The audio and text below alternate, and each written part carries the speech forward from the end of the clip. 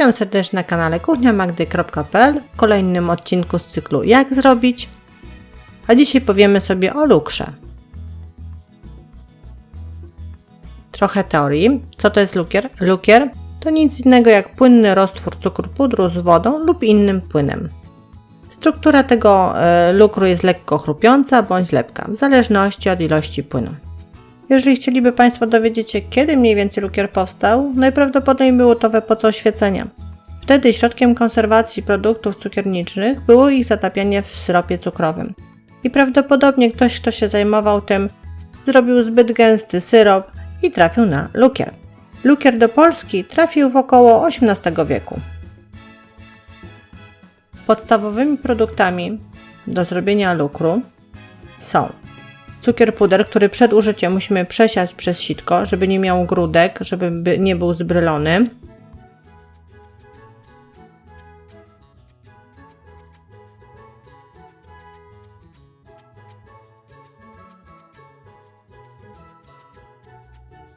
A drugim produktem jest płyn. Może to być woda,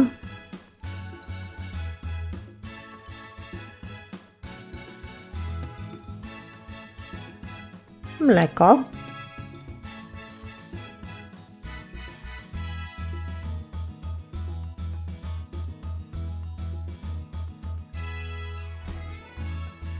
sok z cytryny, ewentualnie pomarańczy,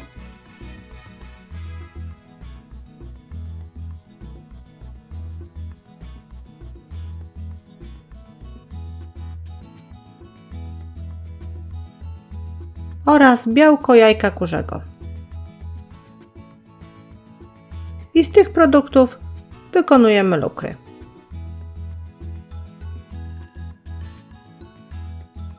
Lukier podstawowy to lukier składający się z cukru pudru i wody. Właściwie powinnam powiedzieć wody i cukru pudru, bo przede wszystkim dodajemy płynu, do którego następnie dodajemy cukru pudru, tyle, jaką konsystencję chcemy uzyskać. Najpierw dodajemy troszkę, dosypujemy, sprawdzając cały czas konsystencję.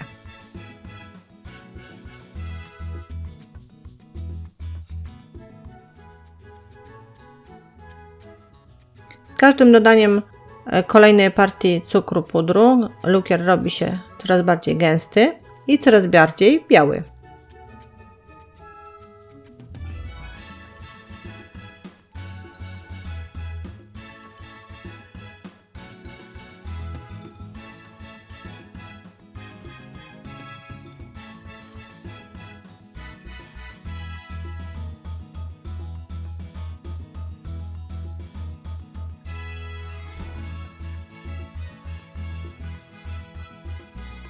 Uzyskaliśmy konsystencję takiej śmietany, którą teraz już spokojnie tym lukrem możemy polać nasze pączki czy inne wypieki, które chcemy w ten sposób ozdobić.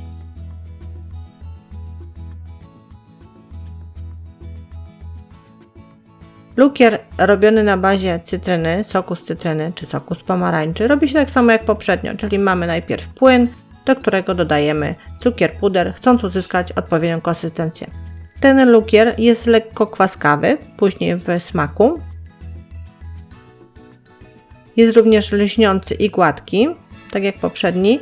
Szybko zastyga, a po zastygnięciu nie jest twardy i ciasto nim polane łatwo się kroi.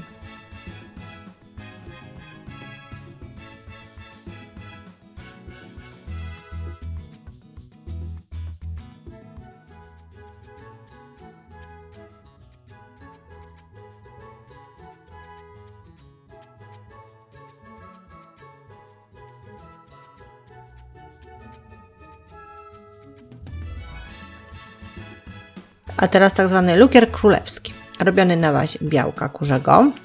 Żeby go użyć, tego jajka, najpierw musimy go sparzyć, żeby zabić wszystkie zarazki.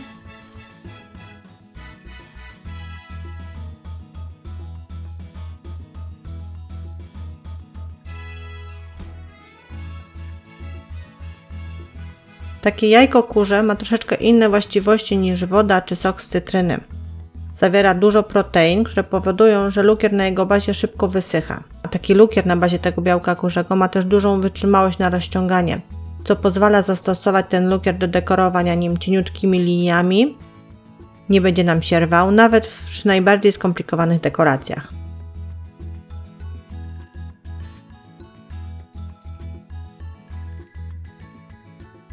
Jest śnieżno-biały. Zasycha całkowicie na ciasteczkach. Dzięki temu nie sklejają się one ze sobą. Dekoracje pozostają trwałe. Tak jak mówiłam, najlepiej się go używa do dekorowania ciasteczek, pierniczków czy nawet tortów.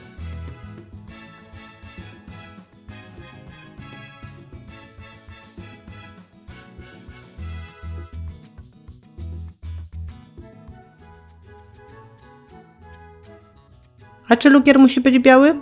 Oczywiście, że nie. Posiadamy teraz w asortymencie barwniki spożywcze. Najlepiej używać wtedy do tego lukru barwników sproszkowanych i w ten sposób możemy uzyskać kolor, jaki tylko sobie Państwo wymyślą lub będzie dostępny na rynku. Można też skorzystać z natury i na przykład dodając szafran do lukru uzyskamy kolor żółty. Sok z buraków będzie barwił na czerwono, a jeżeli dodamy płatki chabru, będziemy mieli lukier niebieski, ale wtedy trzeba uważać z konsystencją.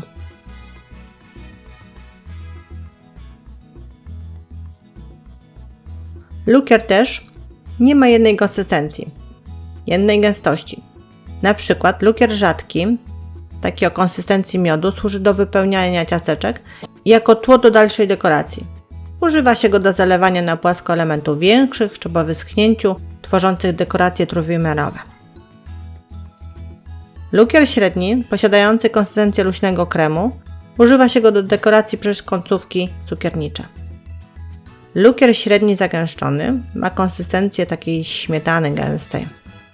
Wzory dzięki niemu uzyskane są o wiele dokładniejsze niż w przypadku rzadkiego kremu.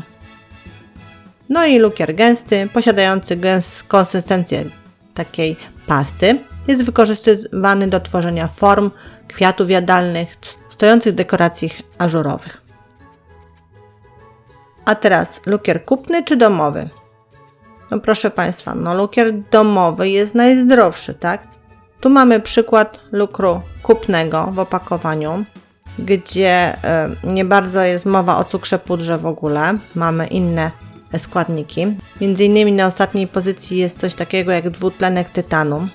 Nie będę szczegółowo wchodzić, co to jest. Powiem Państwu tylko, że Europejski Urząd do Spraw Bezpieczeństwa Żywności, tak zwana EFSA, do spraw dodatków do żywności i aromatów, stwierdziła, że ten dwutlenek tytanu nie może być używany za bezpieczny jako dodatek do żywności.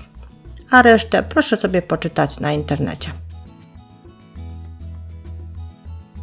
A na koniec 2 słowa o przechowywaniu lukru. Bardzo ważną sprawą w pracy z lukrem jest jego szczelne przechowywanie. Jeżeli w danej chwili nie używamy tego lukru, należy go szczelnie owinąć folią, tak aby dotykała powierzchni lukru i w ten sposób lukier nie obesnie. Dlaczego tak szczelnie? Dlaczego przykrywamy i dbamy o to, żeby nie dostawało się tam powietrze? Ponieważ zawarty w lukrze cukier puder bardzo szybko wchłania wilgoć z otoczenia, co może powodować powstawanie kryształków lodu i co nie daje przyjemnego efektu w ustach podczas jedzenia ciasteczek ozdobionych tak skrystalizowanym lukrem. Powstaje efekt piaskowej konsystencji, co nie jest pożądane. Więc możemy sobie lukier wcześniej przygotować, ale musimy go szczelnie zamknąć, szczelnie owinąć i przechowywać w lodówce 2-3 dni, nie dłużej. Na zakończenie wyrażę nadzieję, że teraz będą Państwo sami własnoręcznie w domu wykonywać lukier, nie będą kupywać tego sztucznego, niekoniecznie zdrowego lukru i będą Państwo mieli przyjemność z domowego, naturalnego, ozdobione naturalnymi produktami ciasta. A teraz żegnam się z Państwem, zapraszając na kolejne przepisy i porady na kanale kuchniamagdy.pl.